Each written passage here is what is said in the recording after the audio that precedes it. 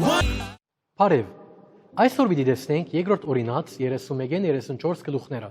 որ վերջին բաժինն է և Մովսեսի երգը։ Աստվածաշունչը մինչև հոս գրված է Մովսեսի կողմէ և շատ մփաներ անոր մասին է։ Այն ժամանակեն, երբ իսրայելցիները դուրս եկան Եգիպտոսեն, Մովսես անոնց հետ էր 40 տարի,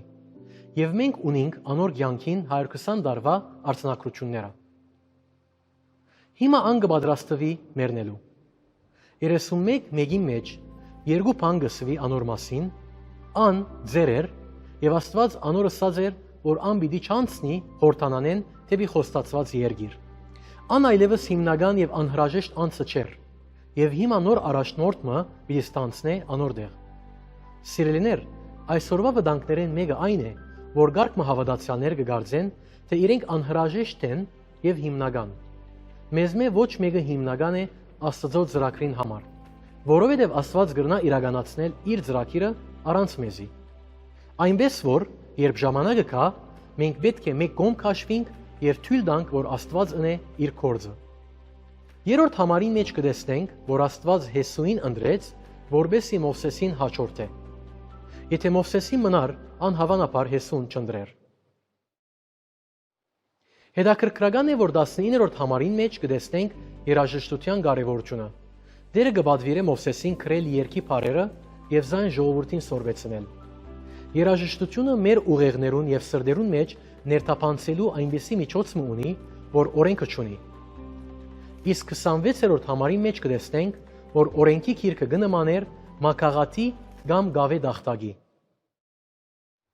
Հիմա անցնելով 32-րդ գլխուն կհասնենք մեծագույն երգերեն մեկուն, որ ասկը պետք էր սորվեր։ Այս մարգարեական երգը գսե,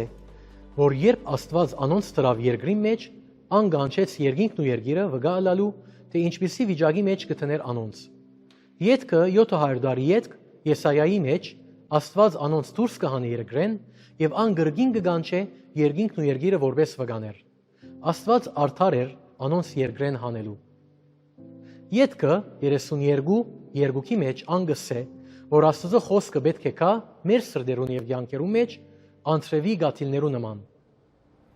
Բայց հետո 5-րդ համարի մեջ գսե, որ ասկը գրգին չար կդառնա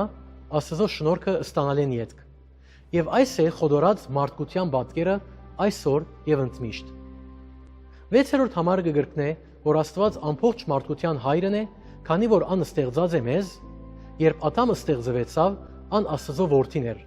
բայց մեղանչելեն ետք անոր սերունդը այլևս Աստծո որդիներ չգոչվեցան։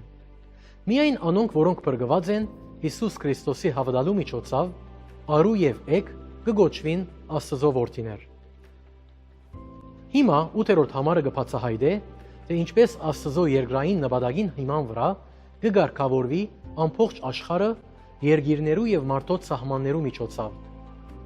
11-րդ համարը օրինակ կուտա, ինչպես Աստված կվարվի իր ժողովրդին և իր զավակներուն հետ։ Կնմանի արձիվին, որ իր ցակերուն կսորվեցնե թրջիլ, անոնց բարձր դեղեմը վար հրելով, բայց եթե զավակներեն մեկը կդարավի, մայր կամ հայր արձիվ գուկա իր զորավոր տևերով անոր վերցնելու։ Աստված ճիշտ այդպես կնե իրենիներուն։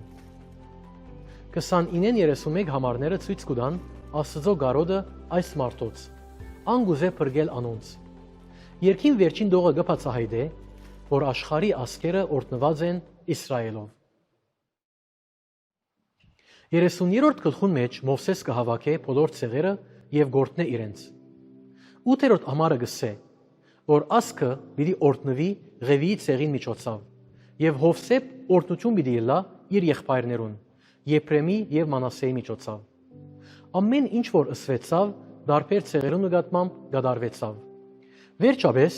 34-րդ գլխում մեջ կգարտանք Մովսեսի մահվան մասին։ Մովսես որպես օրենքի ներկայացուցիչ չի կրնար մեզ օրհնության վայր բերել։ Արդյոք Մովսես գրեց իր մահվան մասին։ Գրնա ըլլալ։ Շատ անհատներ իրենց մահեն առաջ գրեցին իրենց ամբողջ թաղման արարողությունը։ 6-րդ համարը գսե, որ Աստված հոգաց անոր թաղումը, բայց Մովսես ավելի ուշ ապակային հարություն պիտի առներ և պիտի բերվեր երկիրը և հայտնվեր Հիսուս Քրիստոսի հետ անոր այլագերբության ընթացքին։ Այսպիսով Աստված կաղնի բահեց անոր քերեզմանը, որովհետև սատանան չէր ուզեր, որ Մովսես հայտնվի այլագերբության լերան վրա։ Սիրելիս, ինչ կերպով Մովսեսի կյանքը քեզ կներշնչե Աստծո հետևելու։ Ամեն։